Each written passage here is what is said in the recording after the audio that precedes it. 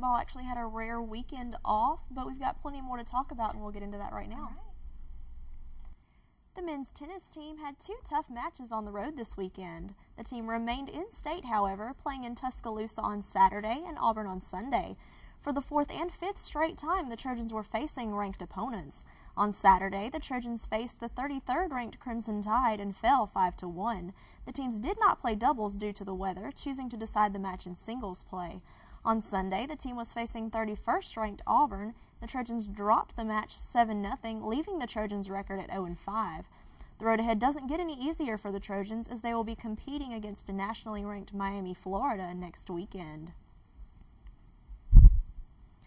Last week, rain and low temperatures plagued the city of Troy, and with the rugby team in action Saturday, as Matthew Russell tells us, cold and wet doesn't usually help home field advantage.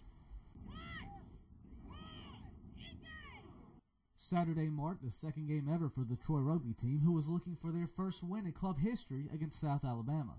At the end of the first half, Troy was up 7-5, but after a penalty-laden second half, including a red card violation, the Trojans dropped the match 20-7.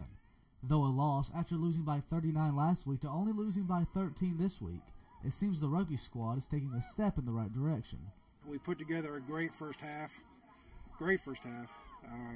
You know, we played our assignments. Everybody was in the ruck and involved and covering gaps, but you know, the discipline was not there in that second half, and that comes with time. You know, these guys are still learning the sport, and you know, having 2 guys in the sin bin for 10 minutes at a time hurts continuity, and that's something we definitely got to work on. After a week of rain, the field was soaked from end to end, adding an extra challenge for the Trojans. All week it affected us because we couldn't practice outside too much. Didn't want to ruin the field, so you couldn't run a full-speed practice. So coming to a full-speed game really hit us hard mentally. But the field itself, just slippery. You know, you didn't think about it till you fall down on the ground and slip around. Didn't help with turnovers. We had a lot of turnovers, but so did they. I think I have a fish in my pocket right now. I mean, we're in a big lake right now, but I mean, there's not much you can do. I mean, considering what we had, I think we did okay. You know, we were still going after it. We weren't going to let that slow us down, so we gave it all we could. The field wasn't the only thing hurting the Trojans' change for a win. One of their biggest obstacles was themselves. We got too jumpy. We were stepping off sides too much, going in for too many tackles, and we shouldn't have. Most of the time when you see us back up 10, we're not backing up far enough, and really it just wears you down and wears you down mentally and physically. You start backing up and keep on backing up, and once you know, they're running in for a try. Matthew Russell, Troy-Trojan Vision Sports.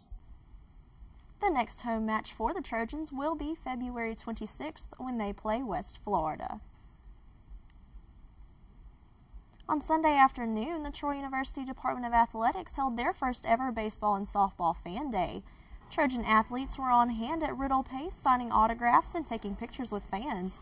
The 2 teams are closely approaching their opening day, and what a better way to kick off the season than meeting and greeting their fans. Director of Athletic Events and Promotions, Matthew Carlo, says that the day was an overall success. First day we've ever had Fan Appreciation Day for baseball and softball, and it was a good experience for, I think, for our athletes to come out and actually see us, and we had some support. And it wasn't the turnout we wanted, but it was the first time for everything, so it was a good turnout for that. And you know, beautiful day, and everything seems to be going good, and it looks like it's going to be a good season. The Trojan softball team will kick their season off Friday, playing in the Hibbett Easton All-Alabama Softball Classic.